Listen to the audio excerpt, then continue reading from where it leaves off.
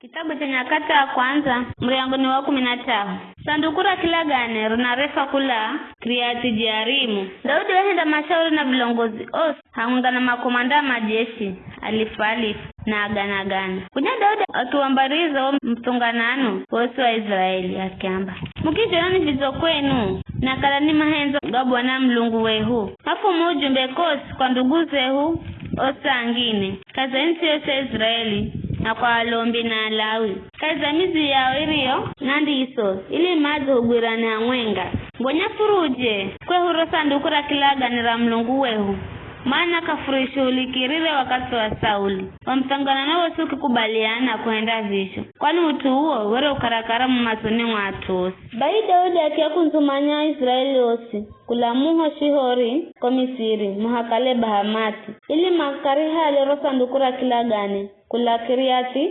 Jearimu. Daudi na Israeli osi makimbuka machenda Baala yani Kiriati Jearimu mzuri wa Juda ili makarimbushe kula kukoro sanduku la Mlungu yani Bwana akilesiye zulu za mekerubi sanduku roro naifa kwa zinare. Bae makiri hala sanduku la Mlungu kula nyumba kwa binadabu makiriko zakai za garirisha la kufufani ng'ombe gariri hilo were linalongoza neuza na hiyo. Daudi na Israeli yose mashereke mbele za Mlungu na nguvu zao zote. Maimba na makipiga vinanda na vinubi na tamburini na matuazi na tarumbeta. Marafika hatua kusolera ngano hakidoni zongombe zikikwala na uza akitoa mkono akirigwira sanduku. Ndo Bwana akimsukirira jomuza akimpinga kwa kukalawera garigolo zera mkono ro sanduku na yakifahaho mbere za Mlungu. Daudi akisikira utungu kwa kukala Bwana wera zamwa gakorozi duluzauza na ho hatu akai haperezuza